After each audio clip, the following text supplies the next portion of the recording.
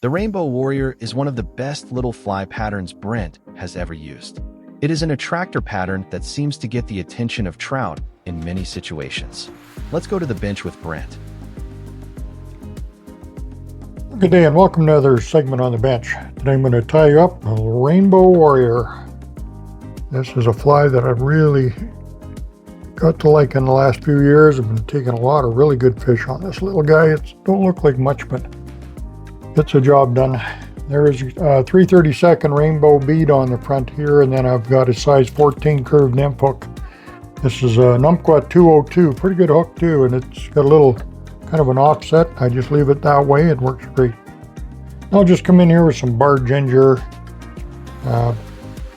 Hackle here, we'll just grab a couple of these little, or one of these little rascals off the bottom, or the tail. I'm doing some of these videos in very short form. Some guys like them quick, some guys like to know a little more of the full tying version. We'll do this as a full version for you today, okay?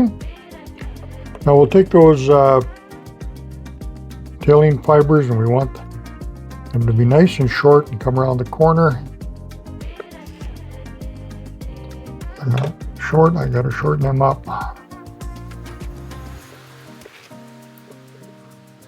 There we go, just lay them in there.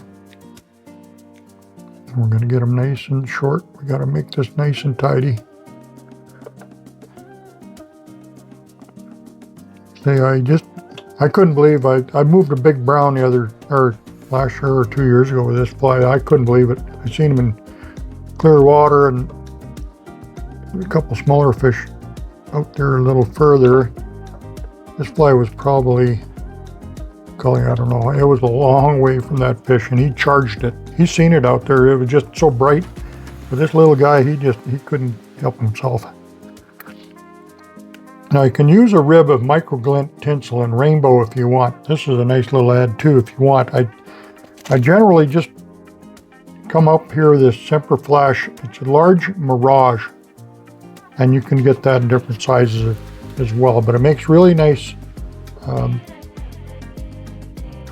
It's a little better. You can use pearl black mylar too. I like the Mirage because it kind of takes on whatever you're using, and the colors that are around it, it kind of adapts, I guess is the best way of saying it. It'll come around there. Like I say, oh, got a little leaned on that little thread too much. We'll just start it over again. We don't have to restart. You just wrap over itself. Those things happen. I just tie these flies raw form. I'm not just polishing them up. Just make sure you don't ever think I ever made a mistake. But here's a nice bright body, and that is pretty simple right there. And then I'll just bring in some dubbing brush wire. It's really extra fine stainless steel wire. And this is a product I would really recommend you get. I use it a lot anyway. I know I sure like using it. Just tie it back over itself, throw a 1/2 inch in there. Then it'll come in with this Togen's Shadow Dubbing Light Shade. Now there's a lot of these synthetics out there. This is one of them, and it has UV materials blended in there. Now what I've done is I've taken that and I've chopped it, marked my bag fine. And I use that just for colors.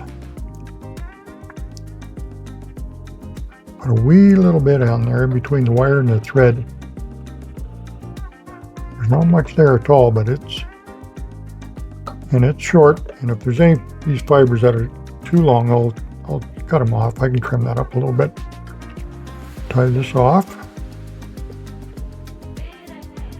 My whip finish tool here. I throw a little head cement on there at the same time when I'm whipping. Whip finish, and then it's all done in one swoop too, if you can do that. So I'll just bring this in and kind of preen it forward. There's a few longer ones. I didn't get this chopped maybe as fine as I wanted. I got another bag of it ready to go too. So you don't want these stupid long ones on there. Trim that up. Preen that back a little bit, but it's nice. You can see that bead even changes color, the rainbow beads. So that's a good choice for the fly. And this is the little Rainbow Warrior. Now I fish this with intermediates, and also sometimes I see fish kind of moving up top on emergers, whatever. I'll just throw that out on a floating line, and I'll let it'll sink slowly with that little bead, and kind of just keep my line kind of tight. And I'll tell you, boy, it produces well.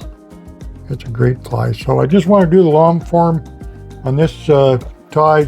I would like to see you get this one in the vise and make the effort, because I know it's one of my, like we always say, their go-to fly, but it definitely works very well in quite a few different situations too. Now you can use this in streams or rivers or lakes. I'm fishing in lakes primarily, but it works anywhere, I would think.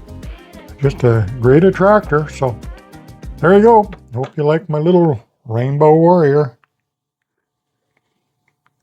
Thanks for watching Brent's Fly Fishing Instructional Series. He can be found on Brent's YouTube channel and Sport Fishing on the Fly.